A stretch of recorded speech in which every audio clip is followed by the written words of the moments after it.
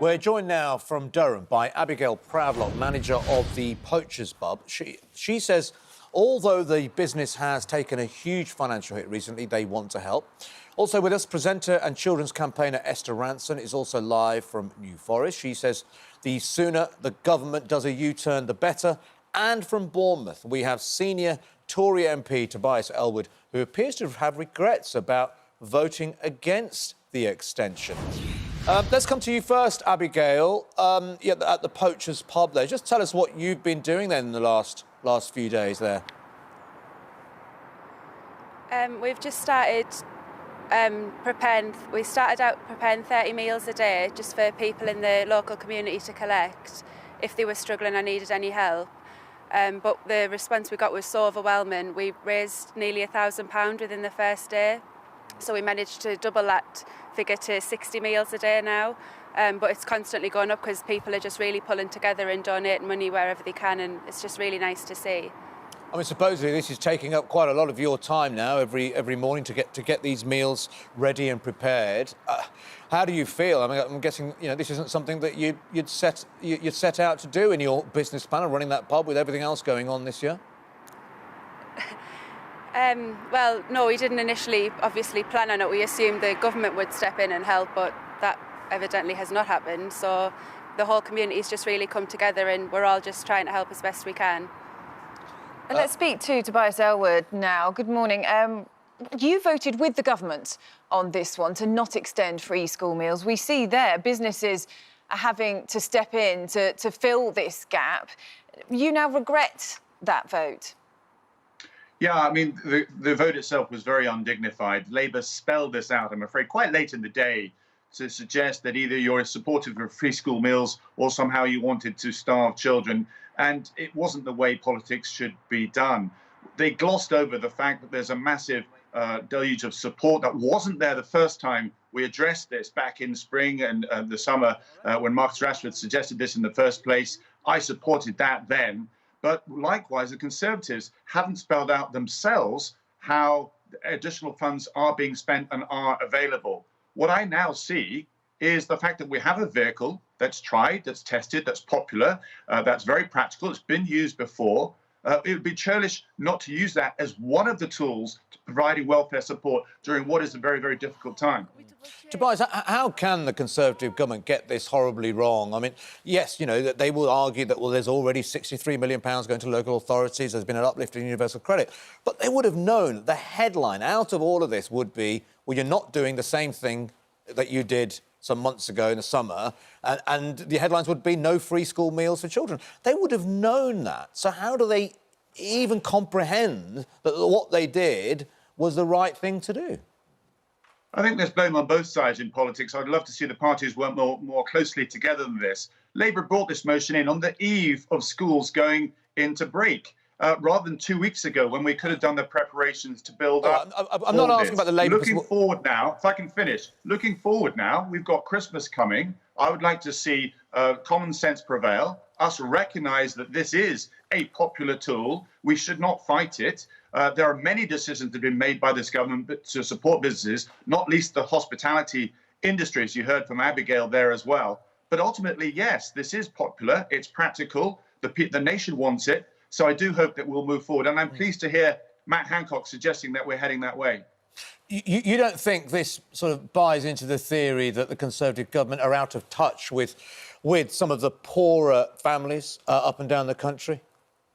No, I mean, huge efforts been made to reach out, not least with our MPs from the north as well, to make sure this levelling up programme. But I'm not to defend some of the government's decisions here. Ultimately, good politics is about advancing your way forward. But you addressed it yourself. You used this term U-turn, and that scares any government. They hate that word, and that's why there's a reticence to actually change. I'm saying, actually, I see this from a very practical, operational perspective. These children that we're looking at today, this generation, have had their lives impacted in ways not seen since the war. We should be doing everything that we can, working together to make sure that we have the right systems of support in place. And if that means looking back at a system that perhaps the government wanted to move on from, then so be it. Okay. It just seems strange from that point of view when you say, governments are scared of the term U-turn, why they don't get it right first time round? Because, you know, there'd already been that U-turn. They must have known that there was going to be this huge groundswell of public opinion that was going to be calling for this to go through, calling for the extension of free school meals. Well, if I can defend the government for a second, there's £9 billion extra of welfare support that wasn't there this time we looked at this back in spring and in the summer. There's also £63 million worth of funding for councils, of which £3 million goes to Bournemouth, Christchurch and Poole Council, my council, and they're actually using that to deliver food packages. So there are systems in place for which, I'm afraid, were glossed over back in Wednesday when we had that debate. But let's recognise that the support of this is national, and government should work with the nation, keeping the national resolve together, keeping us all as one. We've got 6 months of difficulties, a harsh winter ahead of us. Let's find the easy route out of this rather than actually having this infighting and so forth that's taking place at the moment. Yeah. Esther, let's come to you, because I know you feel strongly about this as well. So, you know, whether it's a U-turn, whether it's a partial climb down from the government, you think that there should be a change on this? Yes, I'm delighted to hear such sensible words from a politician like Mr. Elwood. Good luck to him. I think myself that there is a way through this, and that would be to do what Marcus Rashford has suggested and take the politics out of it. Just talk about it as a principle, particularly at Christmas time, particularly at cold weather, particularly when families are having such tough times, and make it a free vote. Say to the MPs, we're not going to whip this. We're not going to be nasty Tories, lovely Labour, or vice versa. We're just going to be human beings who are doing our best for children, and let all the MPs go where their consciences take them. And I'm sure that they will want to give families all over the country, whether they need the money or not, we'll all be pleased, we'll all be delighted if we have a Christmas present of knowing that the most vulnerable children are not going hungry and they are getting at least one good meal a day during these tough times. Esther, what would you say to some people? Now, you know, you've worked tirelessly in this area, founded Childline, of course, everyone knows about that. And you know, the issue of child poverty, this idea that we, as a nation, a lot of people believe that we all have to come together. We just have to come together to make sure there is no poverty amongst children in Britain. But we do still get a certain reaction. And we've had, and I have to say, some messages via Twitter this morning. And I won't read them all out, but the people saying that, you know, basically saying, oh, I'm paying my taxes. Why should my tax go towards somebody else's sort of mismanagement of their funds, if you like? Somebody's suggesting, well, you know, that these parents should be more responsible. They're using their own money for gambling, for alcohol, for drugs and cigarettes. It's an argument we hear a lot about. What is your response to those people watching this morning and saying, well, why should we be responsible for other children and families going without food? Because children matter. They matter a great deal.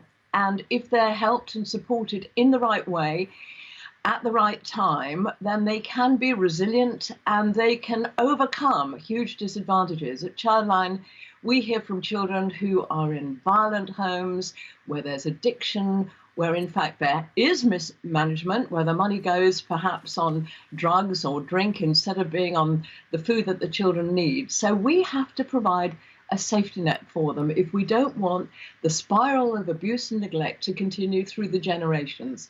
It matters, and children will remember. You know, an awful lot of the volunteer counsellors who help Childline are children now grown up, whom children has helped.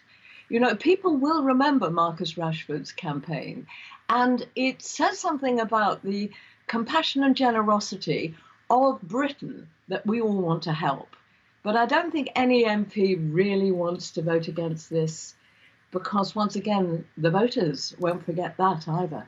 No, they won't indeed. Esther, thanks very much. Tobias Elwood, thanks very much to you for joining us as well. And also Abigail Proudlock, manager of the Poachers Pub there.